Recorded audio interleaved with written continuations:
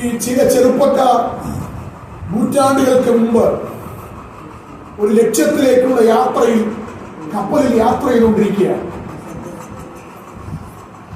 നമുക്കറിയാവുന്ന ചരിത്ര സംഭവമാണ്. അങ്ങനെ ഒരു ലക്ഷ്യം വെച്ച് യാത്ര ചെയ്തുകൊണ്ടിരിക്കുമ്പോൾ ജിബ്രാൾട്ടർ എന്ന് പറയുന്ന കടലിടുക്കിന്റെ അടുക്കലെത്തി.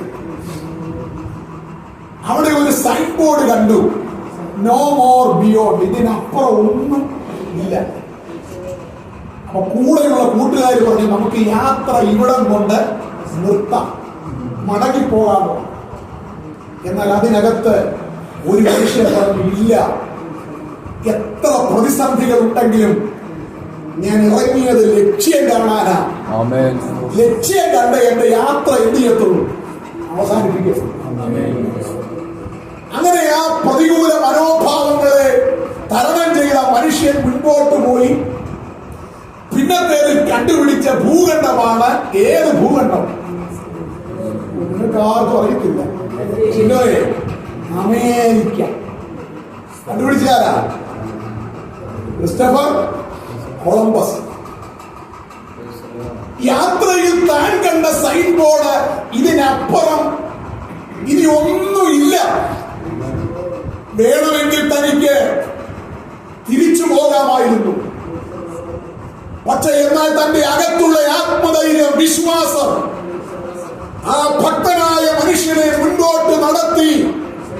ആർക്കും കണ്ടെത്താൻ കഴിയാത്ത, ഇന്ന് ലോകത്തിന്റെ പോലീസ് എന്നറിയപ്പെടുന്ന ആ വൻകര ആ ഭക്തൻ കണ്ടുപിടിച്ചു. ഇന്ന് ജിബ്രാൾട്ടർ കടലിടുക്കിൽ സൈൻ ബോർഡ് ഉണ്ടെങ്കിലും എഴുത്തു മാറി മോർ ബിയോണ്ട്, ഇതിനപ്പുറം ചിലത് പറ ഉണ്ട്, ഇതിനപ്പുറം ചിലത് ഉണ്ട്.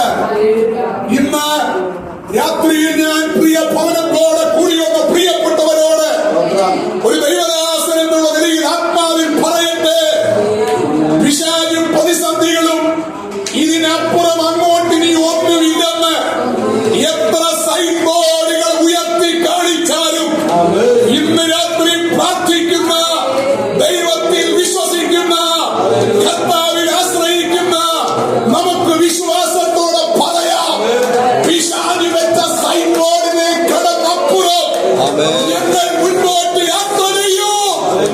ഇതിനപ്പുറം ചില ദൈവപ്രവൃത്തികൾ ഞങ്ങൾ കാണും. എത്ര പേർക്ക് ശക്തിയോടെ ദൈവത്തെ സ്തുതിക്കാൻ കഴിയും? ഈ മർക്കോസിന്റെ സുവിശേഷം 11-ാം അധ്യായത്തിൽ ഒരു കെട്ടപ്പെട്ട കഴുതയുണ്ട്. നമുക്കറിയാം, കെട്ടപ്പെട്ട കഴുത. പക്ഷെ ഈ കഴുതയ്ക്ക് ഒരു പ്രത്യേകതയുണ്ട്, ഇത് വാഗ്ദത്തമുള്ള കഴുത. അത് ആ നാട്ടുകാർക്കാർക്കും എന്ത് ചെയ്യത്തില്ല, അറിയോ? കൂടെയുള്ള കഴുതകൾക്ക് അറിയോ? ആർക്കും അറിയത്തില്ല. പക്ഷേ സക്കറിയ പ്രവചനം 9:9 ഏകദേശം 500 വർഷങ്ങൾക്ക് പുറകിൽ ഈ കഴുതയെ കുറിച്ചൊരു വാഗ്ദത്ത ദൂതായി പറഞ്ഞിട്ടുണ്ട്. സക്കറിയാവെന്ന പ്രവാചകൻ പറഞ്ഞിട്ടുണ്ട്. അവൻ കർത്താവ് കയറാനുള്ള വാഗ്ദത്തമുള്ള കഴുതയാണ് ഇപ്പോൾ കെട്ടപ്പെട്ട് കിടക്കുന്നത്. എന്നാൽ വാഗ്ദത്തമുള്ള കഴുത എക്കാലവും ബന്ധിക്കപ്പെട്ട് കിടക്കാൻ അവൻ സ്വർഗം അനുവദിക്കത്തില്ല. സമയമായപ്പോൾ കർത്താവ് തന്റെ ശിഷ്യന്മാരെ അധികാരത്തോടെ ആ വീടിനകത്തേക്ക്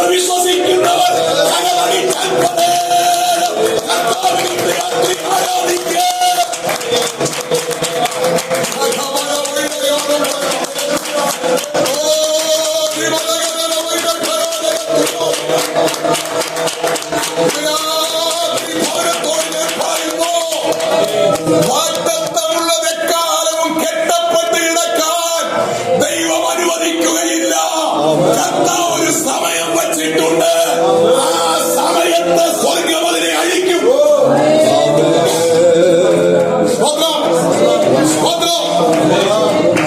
ഞാൻ പറയാൻ അവൻ മുൻകൂട്ടി നിശ്ചയിച്ച കാര്യങ്ങളല്ല ഇപ്പോൾ പറയുന്നത്. പക്ഷേ എന്റെ അകത്ത് പരിശുദ്ധാത്മാവ് വരുന്ന ചിന്തകൾ ഈ കൂട്ടായ്മയിൽ പ്രാരംഭത്തിൽ പങ്കുവെക്കുകയാണ്.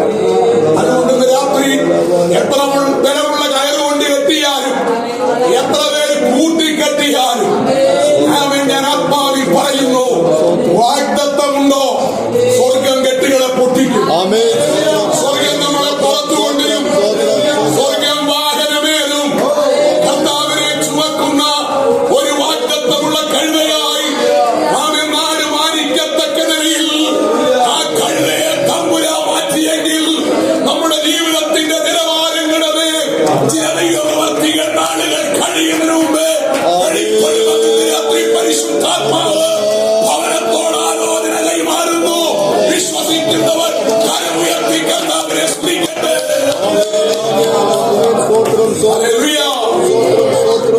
രാത്രി ഉപവാസ പ്രാർത്ഥനയല്ലെന്ന് എനിക്കറിയാം. പരിമിതമായ സമയമാണ് നമ്മുടെ മുമ്പിലുള്ളത്. അതുകൊണ്ട് കർത്താവിനെ ഏൽപ്പിച്ച സന്ദേശത്തിലേക്ക് ഞാൻ വന്ന് വളരെ ചുരുക്കി കർത്താവിനെ ഏൽപ്പിച്ച സന്ദേശം പറഞ്ഞ് പ്രാർത്ഥനയോടെ ആയിരിക്കാൻ ആഗ്രഹിക്കുന്നു.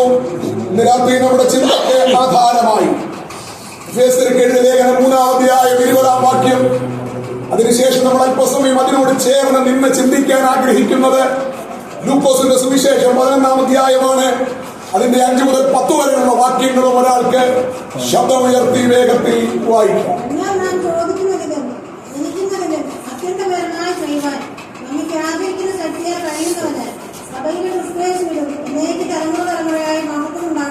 മതി. നമുക്ക് ഏറ്റവും പരിചിതമായ വാക്യമാണ് പൗലോസ് എഫെസോസ് സഭയ്ക്ക് എഴുതിയ ഈ വേദശകലം. എഫെസ്യ ലേഖനം 1-ാം അധ്യായത്തിൽ രക്ഷിക്കപ്പെട്ട ദൈവമക്കൾ സഭ ക്രിസ്തുവിലാണ്. 2-ാം അധ്യായത്തിലേക്ക് വരുമ്പോൾ സഭ സ്വർഗത്തിലാണ്. 3-ാം അധ്യായത്തിലേക്ക് വരുമ്പോൾ സഭ രക്ഷിക്കപ്പെട്ട ദൈവമക്കൾ സഭയിലാണ്. 4-ാം അധ്യായത്തിലേക്ക് വരുമ്പോൾ ദൈവസഭ കർത്താവിന്റെ വചനത്തിലാണ്. 5-ാം അധ്യായത്തിലേക്ക് വരുമ്പോൾ സഭ ലോകത്തിലാണ്. 6-ാം അധ്യായത്തിലേക്ക് വരുമ്പോൾ സഭ പോർക്കളത്തിലാണ്. 13-ാം അധ്യായത്തിൽ നാം സഭയിൽ ആണ്. സഭ ദൈവത്തിന്റെ സ്വന്തം ശരീരമാണ്. അതിന്റെ അവയവങ്ങളാണ് നമ്മൾ ഓരോരുത്തരോട് നമ്മളോട് പറയുന്നൊരു വാഗ്ദത്ത ദൂതാണ്. എന്നാൽ നാം ചോദിക്കുന്നതിലും നനയ്ക്കുന്നതിലും അത്യന്തം പരമായി നമ്മെ നടത്തുന്ന ഒരു ദൈവം. ആ ഒരു സന്ദേശമാണ് എന്റെ ഹൃദയത്തിനകത്ത് പരിശുദ്ധാത്മാവിന്റെ രാത്രി കൂട്ടായ്മയിൽ പറയാൻ പ്രേരണ തന്നത്. അതിനോട് ചേർന്ന് നമുക്ക് ചിന്തിക്കാൻ കൊള്ളാകുന്ന ഒരു ഭാഗമാണ് ലൂക്കോസിന്റെ സുവിശേഷം 15-ാം അധ്യായം 5 മുതൽ 10 വരെയുള്ള വാക്യങ്ങൾ. നമുക്ക് ആ ഭാഗങ്ങൾ അറിയാം. 3 സ്നേഹിതന്മാരുടെ ഉപമയാണ് കർത്താവ് അവിടെ പങ്കുവെക്കുന്നത്.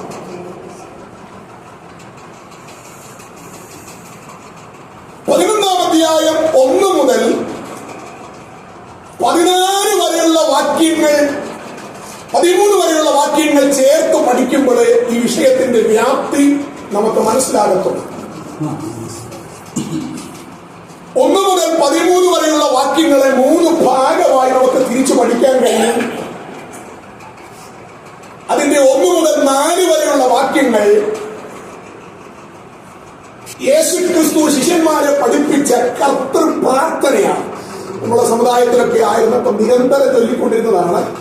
ഇപ്പൊ നമുക്ക് അതിനോട് അലർജിയുടെ ആവശ്യമൊന്നുമില്ല. വളരെ ആഴമായ അർത്ഥമുള്ളൊരു പ്രാർത്ഥനയാണ്. 2-ാം ഭാഗം 5 മുതൽ 8 വരെയുള്ള വാക്യങ്ങൾ പ്രാർത്ഥനയുടെ പ്രായോഗിക വശത്തെ കുറിച്ച് ഈ 3 സ്നേഹിതന്മാരുടെ ഉപമകളിലൂടെ കർത്താവ് സംസാരിക്കും.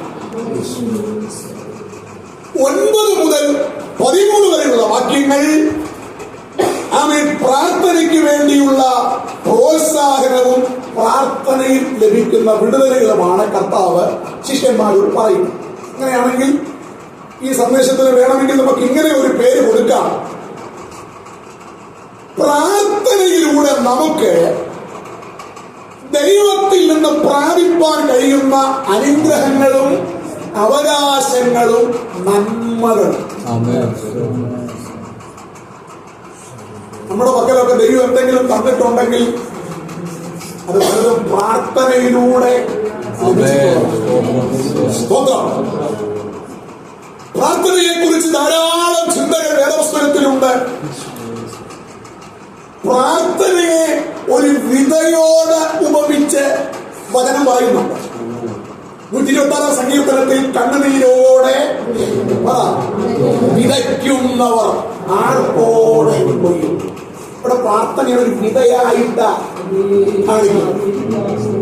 അതിനോട് യോജിക്കുന്ന ഒരു വാക്യം സഭാപ്രസംഗി 11 നിന്റെ അപ്പത്തെ വെള്ളത്തിന്റെ മേൽ എറിയ. അവ ഏറിയനാൽ കഴിഞ്ഞാലും എന്ത് ചെയ്യും? തിരികെ ലഭിക്കും. ആ വാക്യത്തിന്റെ പശ്ചാത്തലം ഈ ഈജിപ്തിലെ നൈൽ നദിയുടെ 2 തീരങ്ങളിൽ കൃഷിസ്ഥലങ്ങളുണ്ട്. അതുമായി ബന്ധപ്പെട്ട വാക്യമാണ്. ഈ ചിലപ്പോൾ നദിയിൽ വെള്ളം പൊങ്ങി വെള്ളപ്പൊക്കം ഉണ്ടാകുന്ന സമയത്ത് 2 സൈഡിലെ പാടങ്ങളെല്ലാം വെള്ളം കൊണ്ട് നിറയുമെന്ന ചരിത്രം പറയുന്നു. അത് വിതയുടെ സമയമാണെങ്കിൽ ഈ പാടം മുഴുവൻ വെള്ളമാണല്ലോ എന്ന് വിചാരിച്ച് കൃഷിക്കാരൻ എന്ത് ചെയ്യത്തില്ല, ചിട്ടോ ഉണങ്ങിയിരിക്കുകയല്ല.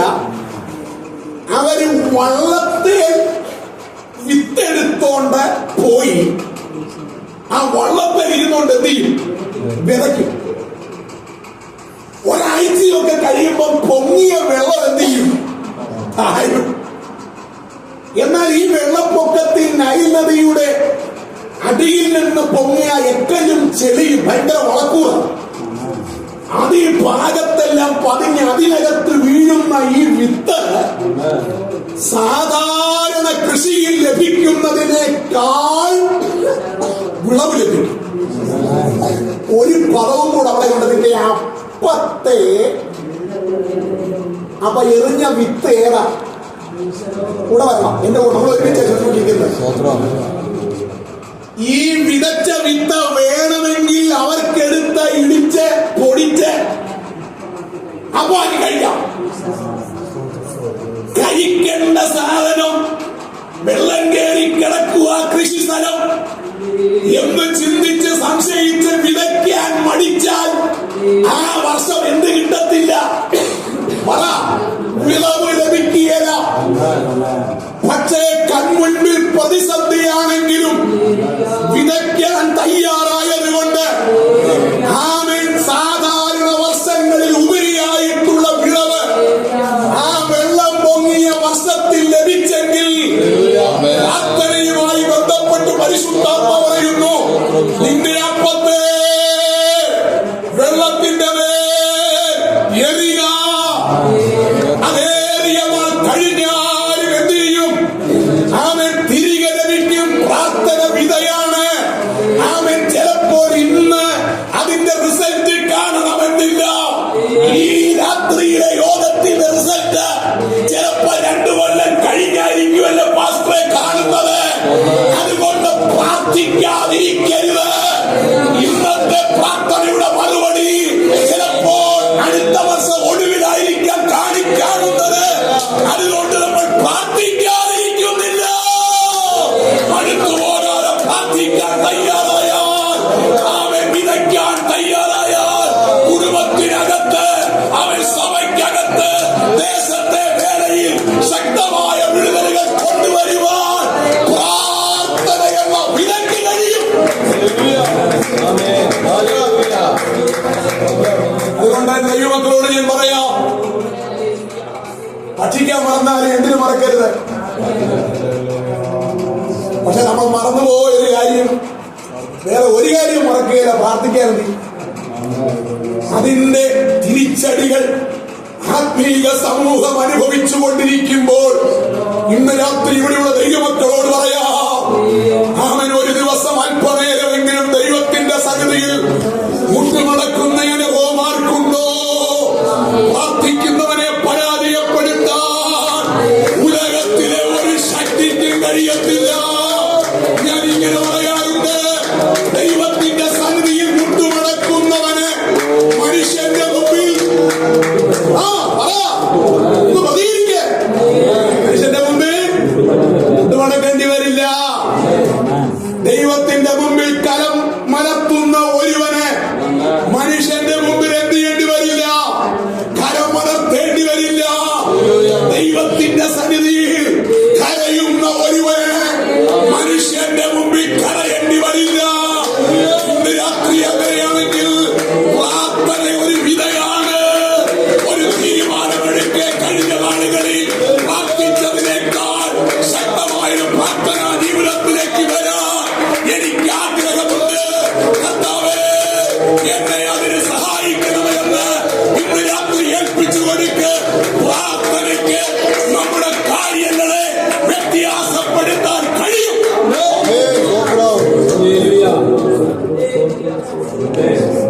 അപ്പൊ പ്രാർത്ഥന എന്താ? ഒരു വിധയാണ്. രണ്ട്, പ്രാർത്ഥന ഒരു ശുശ്രൂഷ. നമ്മള് പ്രവചനവും രോഗശാന്തിയും ഭൂതശാന്തിയും ഒക്കെ എന്തായിട്ട് കാണാറുള്ളത്? ഗുണമാണ്. ആ ദൈവദാസന് ഭയങ്കര ശുശ്രൂഷയാണ്. ഇരിക്കാൻ നേരില്ല. നമ്മൾ പെട്ടെന്ന് ഉള്ളിൽ ഓർക്കുന്ന തന്നെ പുള്ളി ദൂത് പറയും, പുള്ളി പ്രാർത്ഥിച്ച ഭൂതകളും രോഗം സൗഖ്യം. പക്ഷെ ഈ വചനത്തിന്റെ വെളിച്ചത്തിൽ ഇന്ന് രാത്രി ഞാൻ ദൈവത്തോട് പറയാം, ഈ പുസ്തകം പഠിപ്പിക്കുന്ന ഏറ്റവും വലിയ ശുശ്രൂഷ പ്രാർത്ഥന.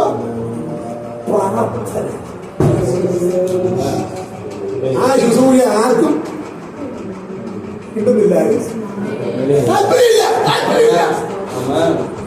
ഞങ്ങൾ പ്രാർത്ഥിച്ചാലും പ്രവചനം തരണേന്ന് പ്രാർത്ഥിക്കും. കാരണം അതിന് മാർക്കറ്റുണ്ട്. ഭൂതശാന്തി രോഗശാന്തി കിട്ടിയ ഇരിക്കാൻ നേരമില്ല, മാർക്കറ്റാ. പക്ഷെ ഇന്ന് രാത്രി ഞാൻ ദൈവമക്കളോട് പറയാം, അതിനേക്കാൾ ഏറ്റവും ശക്തമായ ശുശ്രൂഷയാണെന്ന് പലപ്പോഴും ഇത്രയും പറഞ്ഞ വാക്യം ഇങ്ങോട്ട് മൊത്തം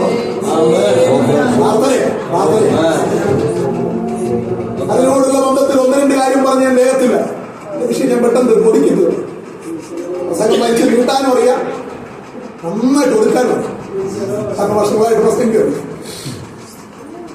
ഈ മത്തായിയുടെ സുവിശേഷം 18-ാം അധ്യായത്തിലേക്ക് വരുമ്പോൾ വായിക്കണ്ട, ഞാൻ പറഞ്ഞു വിട്ടേക്കാം. 18-20 2 or 3 പേർ കർത്താവിന്റെ നാമത്തിൽ കൂടുമ്പോൾ കർത്താവ് നമ്മുടെ നടുവിൽ പുറകിലേക്ക് പോകും. 19 അങ്ങനെ കൂടി 2 or 3 പേർ ഐക്യമത്യപ്പെട്ട് പ്രാർത്ഥിച്ചാൽ അതിനെന്തുണ്ട്? മറുപടിയുണ്ട്. മുമ്പോട്ടല്ല ഒരു വാക്യം വീണ്ടും പുറകോട്ട് വരിക. 18 നിങ്ങൾ ഭൂമിയിൽ കെട്ടുന്നത് സ്വർഗത്തിൽ കെട്ടപ്പോൾ, ഭൂമിയിൽ അഴിക്കുന്നത്.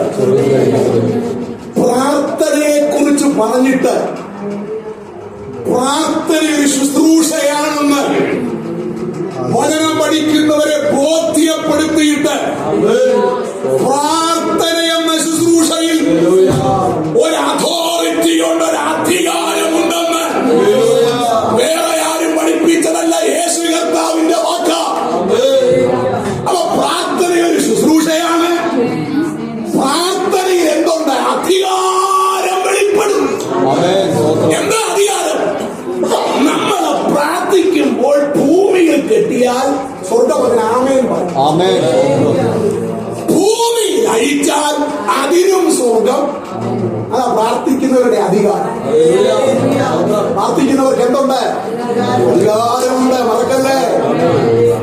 അവിടെ കെട്ടുക എന്നുള്ള പദത്തിന്റെ ശരിയായ ഭാഷാന്തരം റിജക്ട് ചെയ്യുക, നീക്കിക്കളയുക, ആഴിക്കുക.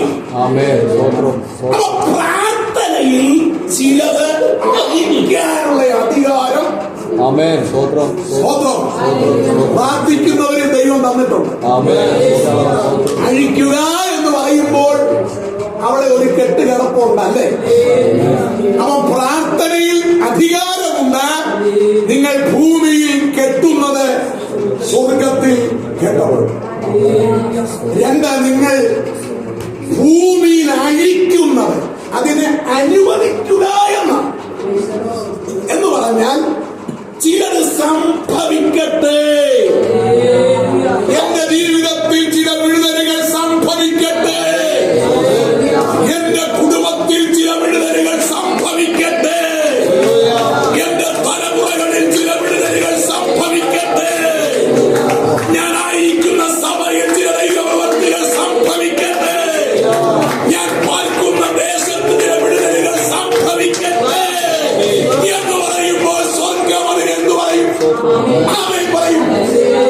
അവ കെട്ടാനും പറ. ഞാനിത് പറയുന്നത് എന്തിനാണെന്നറിയാമോ? ഇങ്ങനെയുള്ള കാര്യങ്ങൾ നമ്മൾ അറിയാത്ത ചില ദൈവപ്രവൃത്തികൾ നമ്മുടെ കൊച്ചു കൊച്ചു പ്രാർത്ഥനകളിൽ ഉണ്ട് എന്ന് മനസ്സിലാക്കി ആമേൻ വരും ദിനങ്ങളിൽ ഒന്നുകൂടെ ഈ ആമേൻ വചന വെളിപ്പാടോടുകൂടെ പ്രാർത്ഥിക്കാൻ തയ്യാറായാൽ ഒരു പ്രവാചകന്റെ സഹായമില്ലാതെ ആമേൻ നമുക്ക് തന്നെ നമ്മുടെ ജീവിതത്തിൽ ചില ദൈവപ്രവൃത്തികളിലേക്ക് കാലെടുത്തു വെക്കാൻ പറ്റുമോ? വചന വെളിപ്പാടുകൾ മനസ്സിലായവർ കർത്താവിനെ സ്തുതിച്ചാട്ട് ഇനിയും വചനത്തിലേക്ക് മടങ്ങി വരാം. ഓടിച്ച് ഞാൻ പോകും. 11:1 വായിക്കാം. വേഗം കളഞ്ഞോ? അവിടെ നിൽക്കട്ടെ. അവൻ ഒരു സ്ഥലത്ത് പ്രാർത്ഥിച്ചുകൊണ്ടിരുന്നു. ആര്? യേശു. ഇതൊരു ദീർഘമായ മെസ്സേജാണെങ്കിൽ ഞാൻ ചുരുക്കുന്നു. നമ്മുടെ കർത്താവായ യേശു ക്രിസ്തു എല്ലാ നിർണായക സമയങ്ങളിലും പ്രാർത്ഥിക്കുന്നവൻ ആയിരുന്നു. കർത്താവിന്റെ പരസ്യ ശുശ്രൂഷ നമ്മൾ പഠിച്ചു കഴിഞ്ഞാൽ പകല് മുഴുവൻ പ്രസംഗവും, രാത്രി മുഴുവൻ പ്രാർത്ഥന. ഈ 4 സുവിശേഷങ്ങളിൽ യേശുവിന്റെ പ്രാർത്ഥന ഏറ്റവും കൂടുതൽ എഴുതിയിട്ടുള്ളത് ലൂക്കോസ്.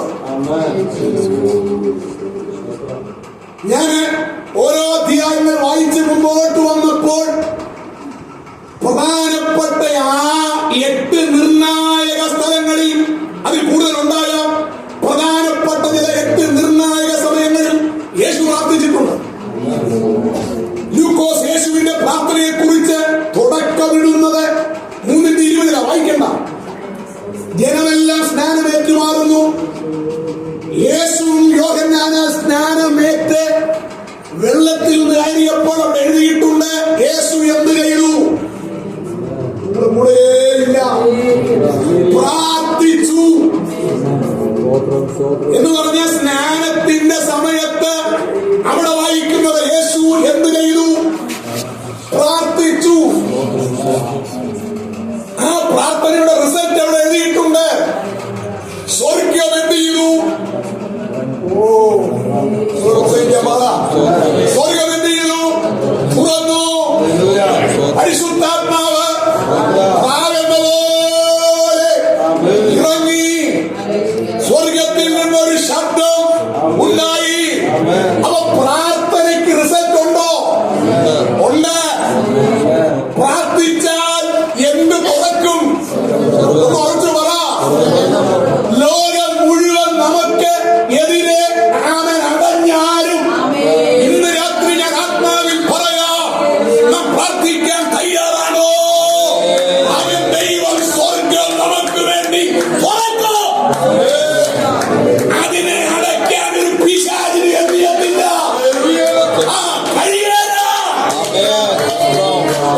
രണ്ടാമത്തെ വിടുതൽ പരിശുദ്ധാത്മാവ് പ്രാവെന്ന പോലെ പ്രാർത്ഥിക്കുന്നവർക്ക് പരിശുദ്ധാത്മാവിന്റെ സാന്നിധ്യം. അതിന്റെ പൂർണ്ണരൂപം 4:1. അപ്പൊ സ്നാനപ്പെട്ട് കഴിഞ്ഞിട്ട് ആത്മാവ് പറ 4:1 ആത്മാവ് നിറഞ്ഞവനായി മരുഭൂമിയിലേക്ക് പോയി ഉപവാസത്തിന്. അപ്പൊ സ്നാനപ്പെട്ടതിന് ശേഷം പ്രാർത്ഥിച്ചപ്പം കിട്ടിയ ആത്മസാന്നിധ്യത്തിനകത്ത് ഒരാത്മാവിന്റെ നിറവ് ലഭിച്ചു. പ്രാർത്ഥിക്കുന്നവർക്ക് എന്ത് ലഭിക്കും? ആത്മാവിന്റെ നിറവ്. ഇന്ന് രാത്രി പ്രാർത്ഥിക്കാത്തവർക്ക് അത് എന്ത് ചെയ്യത്തില്ല? അവൻ ലഭിക്കത്തില്ല. അവന് ചിന്തകൻ ഇങ്ങനെ പറഞ്ഞു, അവൻ പ്രാർത്ഥിക്കുന്നവന് പ്രാർത്ഥിക്കുന്നവന് കൂടുതൽ ശക്തി, കുറച്ച് പ്രാർത്ഥിക്കുന്നവന് കുറച്ച് ശക്തി. പ്രാർത്ഥിക്കാത്തവർക്ക് അപ്പൊ എന്തു വേണമെന്ന് നമ്മൾ തീരുമാനിച്ച കുറച്ച് മതിയെങ്കിൽ ഇച്ചിരി പ്രാർത്ഥിക്കാം, ഒട്ടും വേണ്ടെങ്കിൽ പ്രാർത്ഥിക്കാതെ പോയാൽ ദൈവമോ വേണമെന്നുണ്ടെങ്കിൽ ആർത്തിയോടെ എന്ത് ചെയ്യുക? പ്രാർത്ഥിക്കുക. മൂന്നാമത്തെ വിടുതൽ, ആമേൻ. സ്വർഗത്തിൽ ഒരു ശബ്ദമുണ്ടായി, ഇവനെന്റെ പ്രിയപുത്രൻ. പ്രാർത്ഥിക്കുന്നവർക്ക് ദൈവത്തിന്റെ ശബ്ദം കേൾക്കാൻ കഴിയും. എത്ര പേർക്ക് മനസ്സിലാകുന്നുണ്ട്? പ്രാർത്ഥിക്കുന്നവർക്ക് എന്ത് കേൾക്കാൻ കഴിയും? ദൈവത്തിന്റെ ശബ്ദം. ഒന്നുകൂടെ ഞാൻ പറയാം, പ്രാർത്ഥന ദൈവത്തോടുള്ള ആശയവിനിമയമാണ്. നമ്മൾ ദൈവത്തോട് സംസാരിക്കുന്നത് എന്ത്? പ്രാർത്ഥന.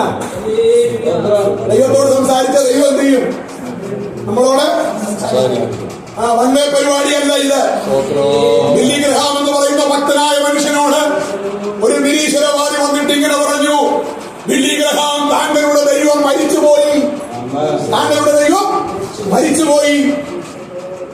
പെട്ടെന്ന് ഈ മനുഷ്യൻ നിരീശ്വരവാദിയോട് ചോദിച്ചു, അത് താങ്കൾക്ക് എങ്ങനെ അറിയാം? അല്ല, മരിച്ചുപോയി. നിരീശ്വരവാദി എന്താണ്?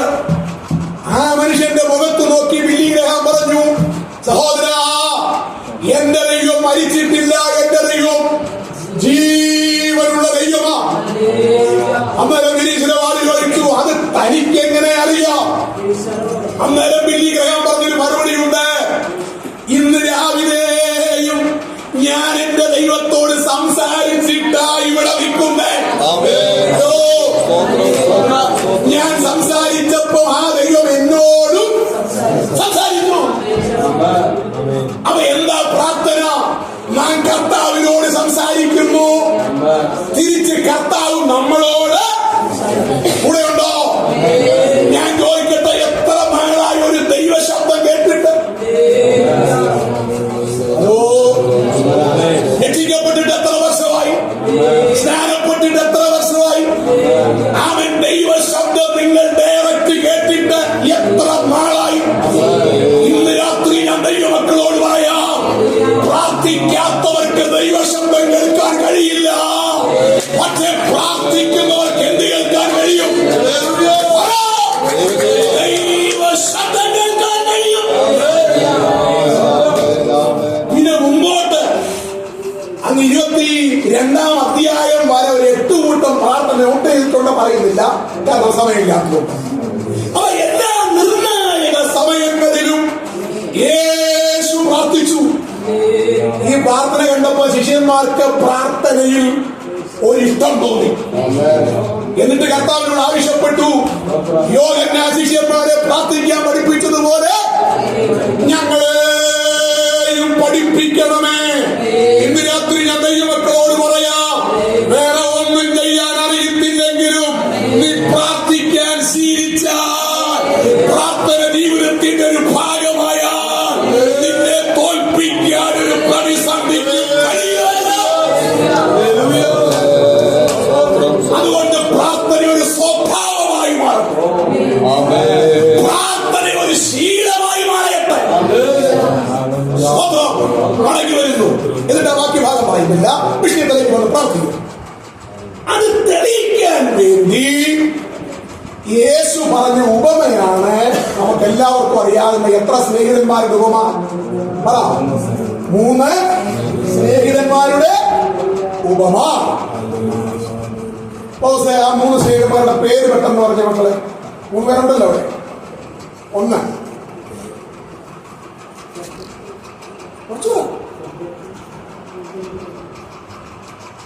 എത്തിയാൻ എത്തിട്ടോ.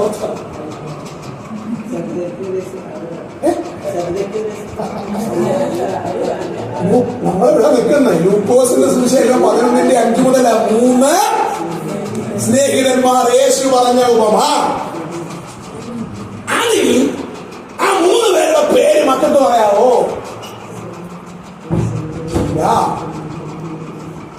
ഞാൻ പറയട്ടെ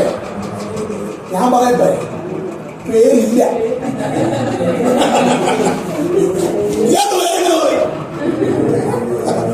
പെട്ടെന്ന്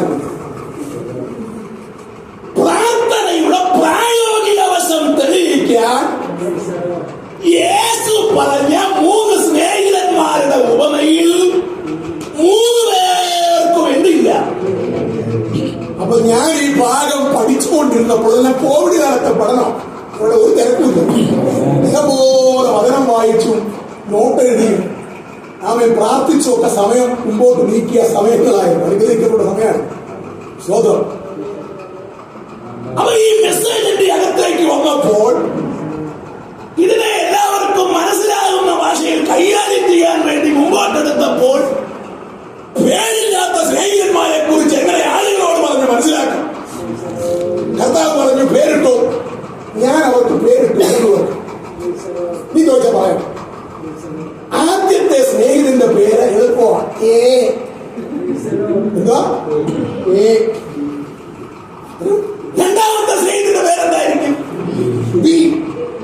അങ്ങനെയാണെങ്കിൽ മൂന്നാമത്തെ പുള്ളിയുടെ പേര് എളുപ്പമായി. നമ്മളങ്ങനെയൊക്കെ പ്രസംഗം ഉണ്ടാക്കുന്നത്. ഇനി അതിന് അനുയോജ്യമായ നമുക്ക് മനസ്സിലാകുന്ന പേരുകൾ കൂടെ പറഞ്ഞ് ഞാൻ മുൻപോട്ട് പോകും. എന്റെ കൂടെ വരണം.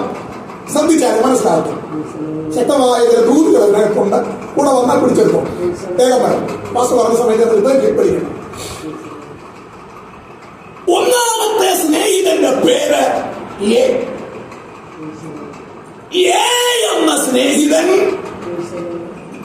ബി എന്ന സ്നേഹിതന്റെ വീട്ടിൽ അല്പം താമസിച്ച് രാത്രിയിലാണ് എന്ത് ചെയ്തത്? വന്നത്. ബി എന്ന സ്നേഹിതന്റെ വീട്ടിൽ വന്നപ്പം കൊടുക്കാൻ ഭക്ഷണമൊന്നും ഇല്ലാത്തോണ്ട് ബി എന്ന സ്നേഹിതൻ തന്റെ സ്നേഹിതനായ സി എന്ന സ്നേഹിതന്റെ അടുക്കൽ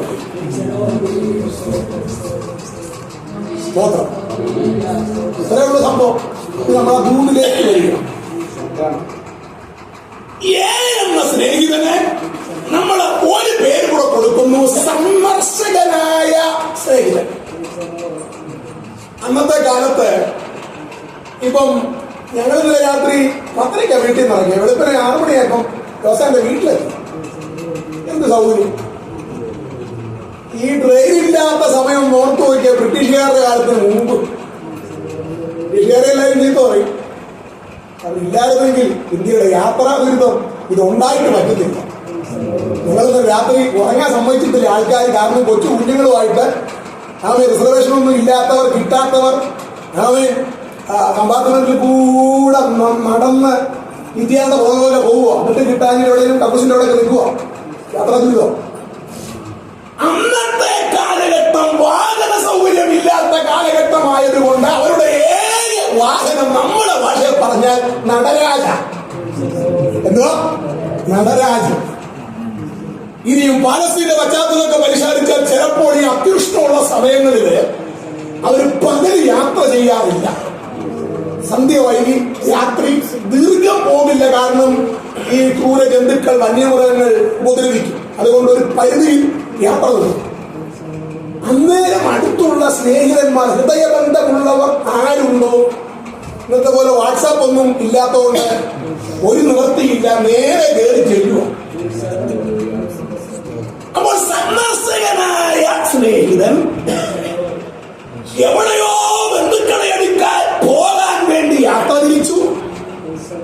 ലക്ഷ്യത്തിൽ എത്തിച്ചേരാൻ കഴിയാത്തത് കൊണ്ട് ആ രാത്രി ഒന്ന് തങ്ങാൻ തനിക്ക് ഹൃദയബന്ധമുള്ള ബി എന്ന സ്നേഹിതന്റെ വീട്ടിൽ സമയം തെറ്റിയാണ് ചെന്നത്. ബി എന്ന സ്നേഹിതന് നമ്മൾ കൊടുക്കുന്ന പേര് പ്രയാസപ്പെടുത്തുന്ന സ്നേഹിതൻ. എന്താ? പ്രയാസപ്പെടുത്തുന്ന സ്നേഹിതൻ. ഓക്കെ.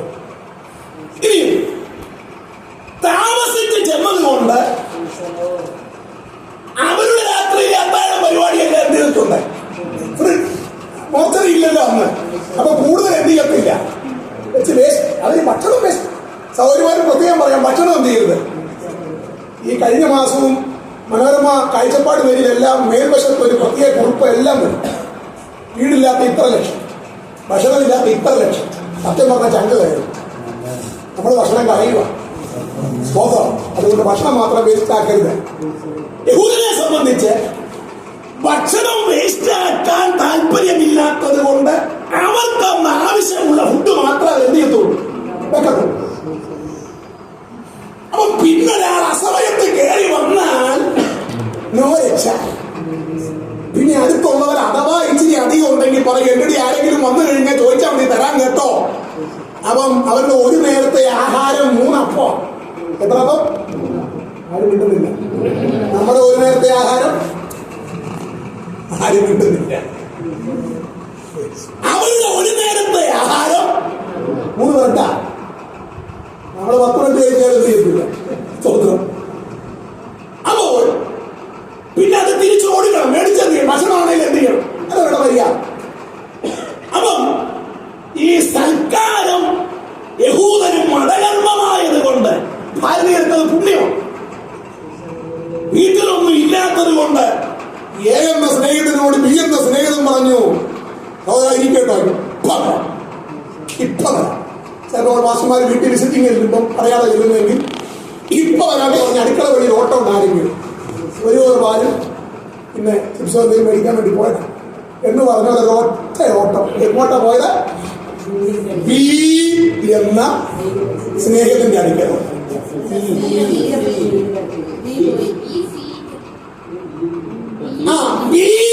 കണ്ട, അങ്ങനെ വേണം. ബി എന്ന സ്നേഹിതൻ എ എന്ന സ്നേഹിതനെ ബിയുടെ വീട്ടിലിരുത്തിയിട്ട്, അപ്പൊ എനിക്ക് മനസ്സിലായി നിങ്ങൾ എന്ത് ചെയ്യുന്നുണ്ട്. സ്തോത്രം. അങ്ങനെ വേണം. സ്തോത്രം. പോയിട്ട് അവിടെ തന്നെ പറയുന്നുണ്ട് 5-ാം വാക്യത്തിൽ, അർദ്ധരാത്രി സമയമാണ്. വാലിനെ എന്ത് ചെയ്യുക?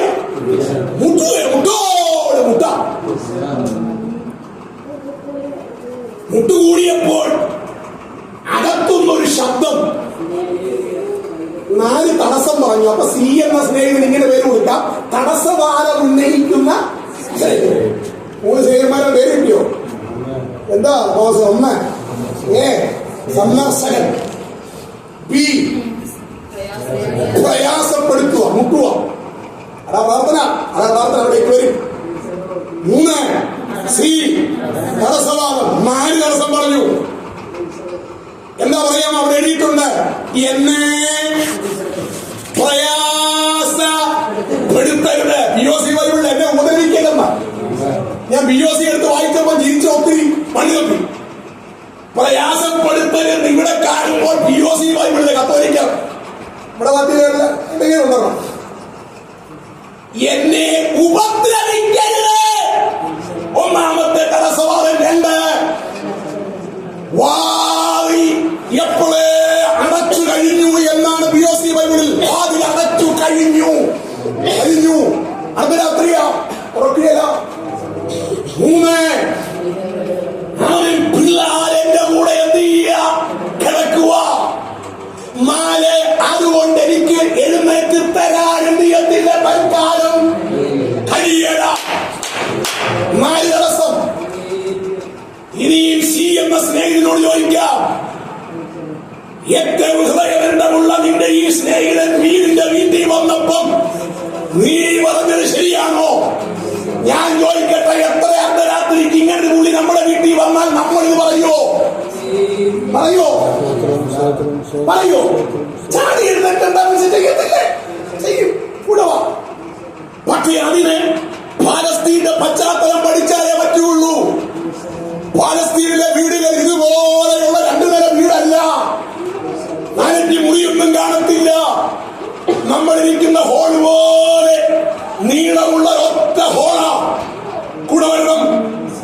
നമ്മുടെ പ്രാർത്ഥനാലയം പോലെ ഹോൾ. അതിൽ 3-2 ഭാഗം മൺതറയ തല്ലി ഉറപ്പിച്ചിട്ട് അവിടെയാണ് അവരുടെ ബിസിനസ്. ആടുകളെ എല്ലാം കൂടെ അവിടെ കിടത്തുന്നേ. ഇനിയും നമ്മുടെ ഹോളിനെ പുൽപ്പിറ്റില്ലേ, വസ്തുവെ സ്റ്റേജില്ലേ എന്ന് പറയുന്നത് പോലെ 1/3 ഭാഗം ഇച്ചിരി പൊക്കിയെടുത്ത് ഞങ്ങൾ പാസ്റ്റർമാരൊക്കെ ഇച്ചിരി ഉയർത്തി നിൽക്കാൻ വേണ്ടി ചെയ്യുന്നത് പോലെ അവിടെ മാത്രം വൃത്തിയാക്കിയിട്ട് അവിടെയാണ് വീട്ടുകാരനും വീട്ടുകാരിയും പിള്ളേരും കിടക്കും. അപ്പൊ ഒരു വീട്ടിൽ എത്ര പേരായി? ഇന്ന് 2 പിള്ളേരാ. അത് 5 കൂട്ടം. 7. പിന്നെ ആടെത്ര ഉണ്ടെന്ന് നമുക്കറിയില്ല. പരമാവധി നിറച്ച് ഫുൾ ഓട വീട് നിറച്ച് ഇടയക്കുടി എന്നാ അതിനെ പറയുന്നത്. വീടെന്നൊന്നുമല്ല, ഇടയക്കുടികൾ അങ്ങനെ പറയുന്നത്. ഇനിയും ഈ ശ്രീ എന്ന സ്നേഹിതൻ പറഞ്ഞ തടസ്സവാദം തെറ്റോ ശരിയോ? എന്റെ കൂടെ നിൽക്കുക ഒന്നല്ലോ. തെറ്റോ ശരിയോ? ന്യായോ? നമ്മുടെ വീട്ടിൽ ആരെയും ഉണർത്താതെ നമുക്ക് എഴുന്നേറ്റ് പോയി കൊടുക്കാം. പക്ഷെ ഇവിടെ നടക്കുകയില്ല. ഈ അർദ്ധരാത്രി എന്ന് പറഞ്ഞാൽ പാസ്റ്റേ 12 മണി കഴിഞ്ഞ് 12 മണി കഴിയുമ്പോ 5 പിള്ളേർ കൂട്ടത്തിലുണ്ടെങ്കിൽ അത് വാവകയിൽ 1 2 ഒന്ന് തലയിലും, 1 നെഞ്ചത്തും, 1 കാലയിലും, 1 ക്രോസായിട്ടും ഒക്കെ ആയിരിക്കും കിടക്കുന്നത്. ശരിയല്ലേ? എന്റെ കൂടെ വേണം. ഇനിയും ഈ മുട്ട് കേട്ടോണ്ട് ഈ പിള്ളേരുടെ കൈയും കാലും ഒക്കെ പൊതുക്കെ മാറ്റിയിട്ട് പൊതുക്കെ എഴുന്നേക്കാൻ ശ്രമിക്കുമ്പോഴേ ഒരാള് തിരിച്ചറിഞ്ഞാൽ എന്ന് പറഞ്ഞിട്ടുണ്ട്. ഒരാള് കരഞ്ഞാൽ ഇതിങ്ങൾ കരഞ്ഞാൽ കുഴപ്പമില്ല, പോകുക എന്ന് പറഞ്ഞ് പിന്നെ വരുന്നത് എങ്ങോട്ടാ? ഓണടച്ച് ഭയങ്കര ചിന്തയാ. ഉപദ്രവിക്കാൻ 4 വർഷം ഉപദ്രവിക്കരുത്. POC കഥക അടച്ചു കഴിഞ്ഞെന്ന അവസ്ഥ നോക്കൂ. കഥക അടച്ചു കഴിഞ്ഞു എന്ന് പറഞ്ഞാൽ ആ ഡോറിന്റെ മുമ്പിലെല്ലാം ഇപ്പൊ എന്താ കിടക്കുക. സ്തോത്രം. അപ്പൊ പിള്ളേരെല്ലാം കൂടെ കരഞ്ഞ് പുള്ളി ഡോറ് കളിക്കാൻ വേണ്ടി മുമ്പോട്ട് പോകുമ്പോ ഇതിന്റെ കൂടെ പോയി വാഹനങ്ങാനും തുറന്നാൽ കൃപയുള്ള ആട്ടുകുട്ടികൾ വല്ലതും ഉണ്ടെങ്കിൽ അവര് എന്തൊരു ക്ഷേമേ തുടങ്ങി. അങ്ങനെയാണെങ്കിൽ രാത്രി ആ വീടിന്റെ അവസ്ഥ നിങ്ങൾ ഭാവനയിലൊന്ന് കണ്ട് ആ വീടിനകത്തുള്ള ആട്ടിൻ കൂട്ടോ ഈ പിള്ളേരെല്ലാം കൂടെ കരച്ചു തുടങ്ങുമ്പോൾ വീട് അടുത്തടുത്ത ഇവിടുത്തെ പോലൊന്നും അല്ല, ഞങ്ങളുടെ ആലപ്പുഴ പോലെയാണ്. 3 സെന്റാ. സകല വീട്ടിലെ ആടുകളുണ്ട്, സകല പിള്ളേരുണ്ട്. മനഃപൂർവ്വം പറഞ്ഞതല്ല ഷിൻഡോ, ന്യായ പറഞ്ഞ് എന്നെ ഉപദ്രവിക്കരുത്. POC എന്നെ കഥ എപ്പോഴേ അടച്ചു കഴിഞ്ഞു. അടുത്തത് പിള്ളേരെ തലങ്ങും ഒക്കെ എന്ത് ചെയ്യാം? കിടക്കുക. അതുകൊണ്ട് നോ രക്ഷ. പ്രശ്നമുണ്ട്. പ്രശ്നം ഉണ്ടാകും.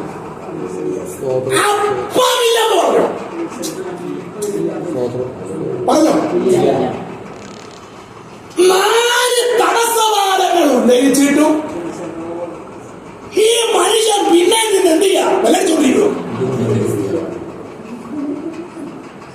ഫീസ് പോയാലും കാര്യം.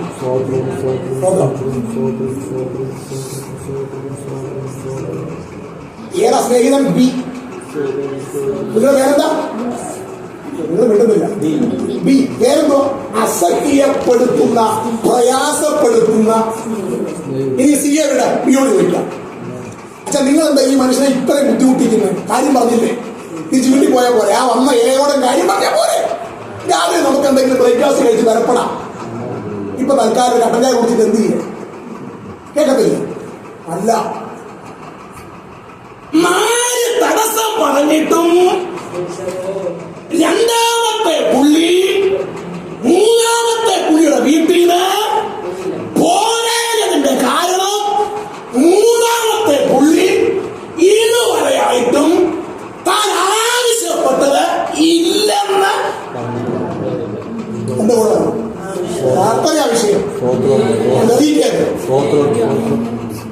അപ്പം ഇല്ലെന്ന് അവസാനം അകത്തോണ്ട് 2 അന്ന് പകലൂടെ ഇവര് തമ്മിൽ കണ്ട സൗഹൃദ സംഭാഷണം നടത്തി ഇവിടെ എന്തെങ്കിലും അത്യാവശ്യം ഉണ്ടെങ്കിൽ വിളിച്ചേക്കണം, വന്നേക്കണം കേട്ടോ എന്ന് പറഞ്ഞ് ഇതാ പിരിഞ്ഞതാണ്.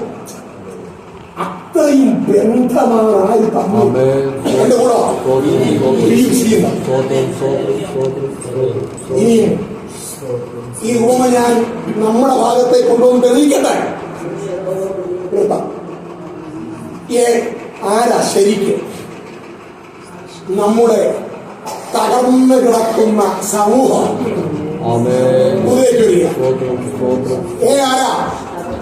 പരിയാരത്തും ചുറ്റുപാടുകളിലും പെന്തക്കോസ്തുകാരെ കൊണ്ട് ആവശ്യമുള്ള, പ്രാർത്ഥനക്കാരെ കൊണ്ട് ആവശ്യമുള്ള, ആമേൻ, സുവിശേഷകരെ കൊണ്ട് ആവശ്യമുള്ള, യേശുവിനെ കൊണ്ട് ആവശ്യമുള്ള, ആത്മഹത്യയെ കുറിച്ച് ചിന്തിക്കുന്ന, ജീവിതം തകർന്ന് തരിപ്പണമായ ഒരു സമൂഹത്തെയാണ് എന്ന സ്നേഹിതൻ പ്രതിനിധാനം ചെയ്യുന്നത്.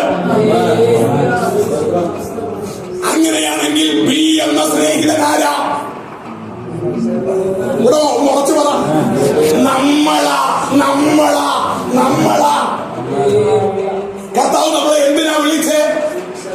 തകർന്ന സമൂഹത്തിന്റെ തകർച്ച മാറ്റാൻ അവൻ സുവിശേഷത്തിന്റെ വക്താക്കളാക്കി ഈ ഏറ്റവും മൂല്യമായിട്ടുള്ള സന്ദേശം നമ്മുടെ കയ്യിൽ തന്നിട്ട് നമ്മളോട് പറയുക, അവൻ പരിയാരത്ത് തകർന്ന സമൂഹത്തിന്റെ മധ്യത്തിൽ ഞാൻ നിങ്ങളെ ആക്കിയിരിക്കുക. നിങ്ങളിൽ കൂടെ അനേകരുടെ മുഴുവൻ, അനേകരെ ആശ്വസിപ്പിക്കാൻ, അനേകരെ നിത്യതയിലേക്ക് നടത്താൻ എനിക്ക് പദ്ധതിയുണ്ട്. ഈ മലബാറിന്റെ മണ്ണിൽ ആമേൻ നമ്മളെയൊക്കെ കൊണ്ടുവന്നാക്കിയിരിക്കുന്നത്, ആമേൻ നമ്മുടെ കാര്യങ്ങളൊക്കെ കഴിഞ്ഞ് സന്തോഷമായിട്ട് പോകുക എന്നുള്ളതിനുപരി ചിലരെ തീയിൽ നിന്ന് വലിച്ചെടുക്കാൻ, തകർന്ന ചിലതിനെ ക്രിസ്തുവിലേക്ക് കൊണ്ടുവന്നിട്ട് അവരുടെ മുറിവ് കെട്ടുവാൻ, ദൈവരാജ്യത്തിന്റെ അവകാശികളാക്കി മാറ്റാൻ എന്നെയും നിങ്ങളെയും ഈ ദേശത്ത് നിർത്തിയിരിക്കുന്നു എന്ന് ബോധ്യമുള്ള എത്ര പേരുണ്ട്?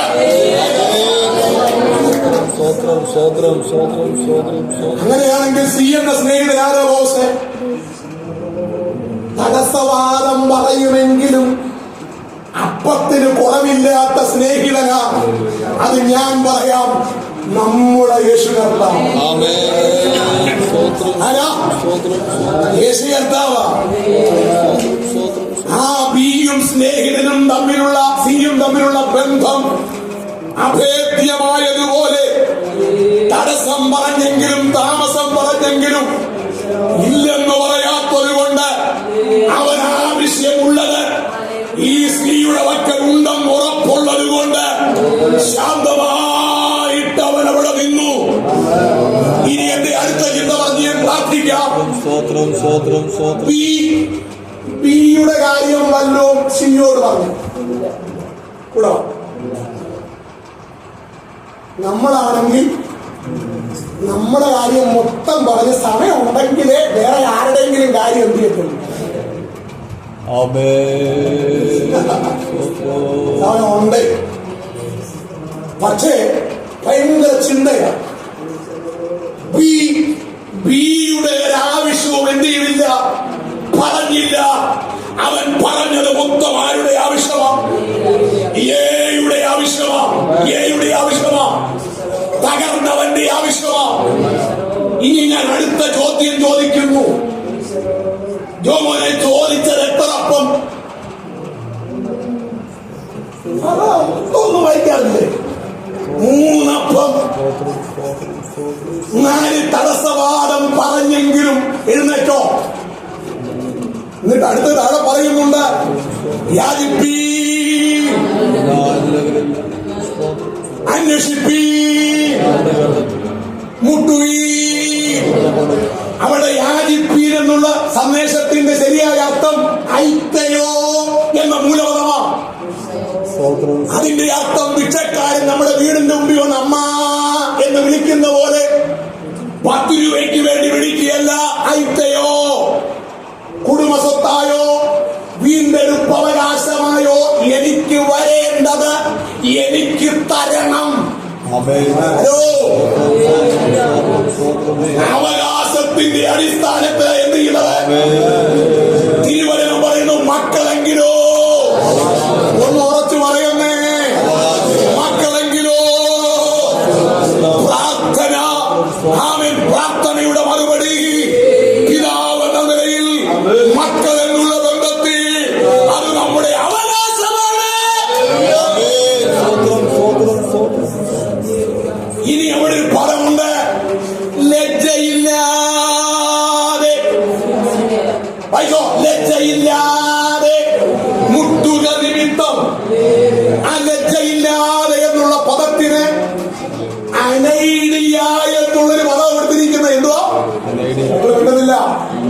അനൈഡിയ, അതിന്റെ അർത്ഥം എന്നാണെന്നറിയാമോ? പറയാം, നാണം കെട്ട നിലയിൽ ചോദിക്കുക, സ്വസ്ഥതയ്ക്ക് ഭംഗം വരുത്തുക. എന്താ പ്രാർത്ഥന? എന്താ പ്രാർത്ഥന? മക്കൾ എന്നുള്ള നിലയിൽ പിതാവായ ദൈവത്തിൽ നിന്ന്, നമ്മുടെ വീണ്ടെടുപ്പുകാരിൽ നിന്ന് ലഭിക്കേണ്ട അനുഗ്രഹങ്ങൾ, അവകാശങ്ങൾ, നന്മകൾ ലജ്ജയില്ലാതെ നാണം കെട്ട നിലയിൽ എനിക്കത് ചെയ്തേ പറ്റൂ എന്ന് ഉത്തരത്വത്തിന്റെ ആത്മാവിൽ നിന്നുകൊണ്ട് അവൻ പ്രഖ്യാപിക്കുന്ന പ്രാർത്ഥന.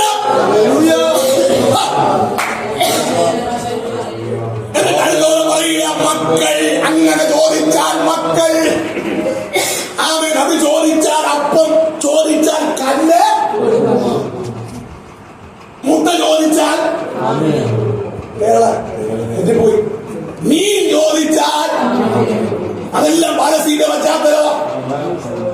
അവര് കല്ലടുക്കി വെച്ച് അടുപ്പ് പോലെയാക്കി അതിന്റെ പുറത്ത് അപ്പം ചൂടുന്നത്. അപ്പൊ ചെറുക്കൻ ഓടി വന്ന് അപ്പം എന്ന് പറഞ്ഞാൽ അവൻ അടുപ്പാക്കിയ കല്ലെടുത്ത ഉരുളം കല്ല, മിനുസം കല്ല, അപ്പം പോലെ ഇരിക്കും. എന്നാ മോനെ എന്ന് പറഞ്ഞ് കൊടുക്കുകയല്ല. അവിടുത്തെ തേള മുട്ടയുടെ ഷേപ്പാ. ഈ എന്തെങ്കിലും ജീവികൾ ഉപദ്രവിച്ചു കഴിഞ്ഞാൽ കാലുകൾ അകത്തേക്കാക്കി കവറിങ്ങോടുകൂടെ മുട്ടയുടെ ഷേപ്പില, ചരിവ് പ്രദേശമായതുകൊണ്ട് ഉരുണ്ട് പതുക്കെ വന്ന് വീടിന്റെ മുറ്റത്ത് കിടക്കും. അപ്പൊ മുട്ട ചോദിച്ചിരുന്ന കൊച്ചിനെ ഒരിക്കലും എന്ത് ചെയ്യത്തില്ല, ആ സാധനത്തെ പിടിച്ച് എന്നാ മോനെ കൊടുക്കുകയാണ്. അവിടുത്തെ ജലാശയങ്ങളിൽ പാമ്പിന് സമാനമായി നിൽക്കുന്ന മീനുകളുണ്ട്. മീൻ ചോദിച്ചാൽ എന്ത് ചെയ്യത്തില്ല. എന്നിട്ട് പറയുക, ദോഷികളായ നിങ്ങൾ നിങ്ങളുടെ മക്കൾക്ക് നല്ല ദാനങ്ങളെ കൊടുക്കാൻ അവൻ ആഗ്രഹിക്കുന്നെങ്കിൽ സ്വർഗസ്ഥനായ എന്റെ പിതാവ് അവൻ നിങ്ങൾക്ക് എത്രയധികം പരിശുദ്ധാത്മാവിനെ. അങ്ങനെയാ ഞാൻ ഗുരുപദേശമായിട്ട് ചിന്തിക്കരുത്. രക്ഷിക്കപ്പെട്ട ദൈവത്തിനെ പ്രാർത്ഥിക്കുന്ന ദൈവമക്കളുടെ പ്രാർത്ഥനയുടെ ഒന്നാമത്തെ മറുപടി അതിന്റെ പേരുള്ള ആത്മസാന്നിധ്യം. അപ്പൊ നമ്മുടെ അകത്തൊരു സമാധാനം ഉണ്ടാകും. പരിശുദ്ധാത്മാവിന് എത്ര അധികം, അത് മത്തായിയുടെ സുവിശേഷത്തിൽ ഇതേ വാക്യം വരുമ്പോൾ പരിശുദ്ധാത്മാവിനെ നല്ല എത്ര അധികം നന്മ. അപ്പൊ പരിശുദ്ധാത്മാവ് എന്താ? നന്മയാ. എന്തിനാ പ്രാർത്ഥിക്കുന്നേ, പാടുന്നേ, ആരാധിക്കുന്നേ, കൂട്ടായ്മ കൂടുന്നേ? വീടിനകത്ത് ആത്മസാന്നിധ്യം വെളിപ്പെട്ടാൽ അത് വീടിന് നന്മയാ, അത് കുഞ്ഞുങ്ങൾക്കൊരു നന്മയാ, അത് നമ്മുടെ ജോലി മേഖലയ്ക്കൊരു നന്മയാ. എത്ര തിരക്കുണ്ടെങ്കിലും 10 പേര് കൂടി ഒരുമിച്ച് കൈയടിച്ച് ആത്മാവിൽ ആരാധിച്ച് പ്രാർത്ഥിക്കുമ്പോ നിന്റെ വീടിനകത്ത് സ്ഥാപനത്തിന്റെ പേര്, ജോലിയുടെ പേര്, കുടുംബജീവിതത്തിന്റെ പേര്, കുഞ്ഞുങ്ങളുടെ പേര് ആത്മസാന്നിധ്യം വെളിപ്പെട്ട അതിന്റെ പേരാ നന്മ. ആ നന്മ പിന്നെ നമ്മുടെ ആവശ്യങ്ങളായിട്ട് മാറും. പരിശുദ്ധാത്മാവ് പിന്നെ നമ്മുടെ ആവശ്യങ്ങളായിട്ട് കൺവേർട്ട് ചെയ്യപ്പെടുന്നത്. പറഞ്ഞു നിർത്തുന്നു, വിവാഹങ്ങളുടെ സമയം തീരുന്നു, നിർത്താം. ബിക്ക് വേണ്ടി വല്ലതും ചോദിച്ചോ? ആർക്ക് വേണ്ടി ചോദിച്ചത്? എത്ര അപ്പം മക്കളെ ചോദിച്ചത്? കിട്ടിയതോ? സമയം എന്ന് പറഞ്ഞ എന്തായിരിക്കാണ്ട് ഞാൻ ആ ഭാഗമൊക്കെ ഒത്ത് ചിന്തിച്ചു. ചോദിച്ചത് ഒരാളുടെ ആഹാരമാണ് ഒരു നേരത്തെ എത്ര? അത് വന്ന ഏക്ക് കൊടുക്കാൻ എത്ര മതി? പക്ഷെ കർത്താവ് കൊടുത്തപ്പോ, സ്നേഹിതൻ കൊടുത്തപ്പോ എത്ര കൊടുത്തേ? എന്തായി ആശയം? ഞാൻ നിങ്ങൾക്കോട് കർത്താവ് എന്തായി ആശയം? എനിക്ക് തന്നൊരു പ്രകാശനം നിങ്ങളോട് പറയാം, തെറ്റില്ലെങ്കിൽ സ്വീകരിക്കാം. ഈ കാക്കിരി വീക്കിരിക്ക് അറിയുന്ന 5 പിള്ളേരും ഭാര്യ എവിടെ ഉണ്ട്? എവിടെ ഉണ്ട്? വീട്ടിലുണ്ട്. ഇവൻ അങ്ങ് ദൂരെ പോയി തിരിച്ചു ചെല്ലുമ്പോഴത്തേന് എന്റെ ചിന്ത മനമേ പക്ഷി അതൊന്നും ആർക്കും അറിയത്തില്ല. നേരം വെളുത്തു കഴിഞ്ഞാൽ പിള്ളേരെഴുന്നേറ്റ് ബാത്റൂമിൽ പോയി പല്ലൊക്കെ തേച്ച്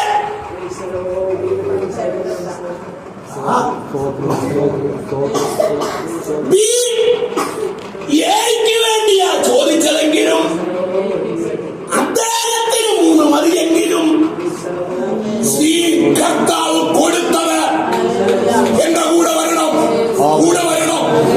3 അല്ല, ഇവിടെയാണ് വേശ്യ 3-ന്റെ 20 കുറിവാക്യം. ചോദിക്കുന്നതിനും നിനയ്ക്കുന്നതിനും നമ്മുടെ ചിന്തകൾക്കും നമ്മുടെ വിചാരങ്ങൾക്കും നമ്മുടെ പ്രതീക്ഷകൾക്കും അപ്പുറമായിട്ടാണ് പ്രാർത്ഥിക്കുന്നവരെ ദൈവം കൈവിടുന്നതെന്ന് പറഞ്ഞാൽ ഈ 2020 ഒടുവിലെ ആഴ്ചയിൽ എത്ര ആമേൻ പറയാൻ കഴിയും?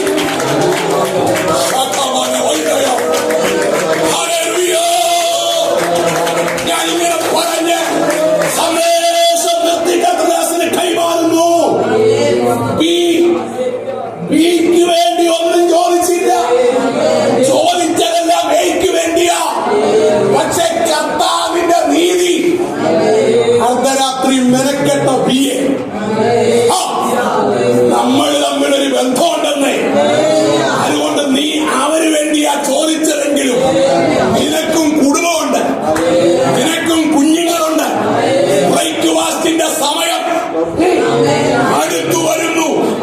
എന്റെ മക്കൾ നീ ചോദിച്ചതല്ല നിനക്ക് തരാനും നിന്നെ പോലുള്ള 10,000-ന് കൊടുക്കാനും എന്റെ മക്കളുണ്ട്. വചനം പറയുന്നു, ധനവും മാനവും പുരാതന സമ്പത്തും എത്ര പേർക്ക് ദൈവത്തെ സ്തുതിക്കാൻ കഴിയും?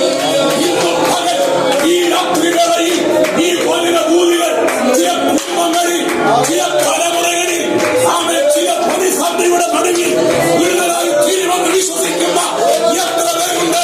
അവർക്കായി ഞാൻ ദൈവത്തെ സ്തുതിക്കുന്നു.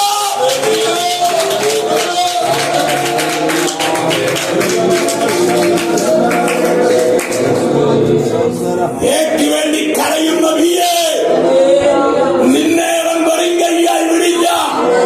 നിനക്കും കൂടെ വേണ്ടത് തരാൻ എന്റെ അടുക്കൽ ഉണ്ടെന്ന് പറഞ്ഞ് മനസ്സമാനം പറഞ്ഞെങ്കിലും എഴുന്നേറ്റ് വേണ്ടുന്നിടത്തോളം കൊടുത്തെങ്കിൽ എന്റെ ഒടുവിലെ സന്ദേശം ഇങ്ങനെ നിർത്തുന്നു.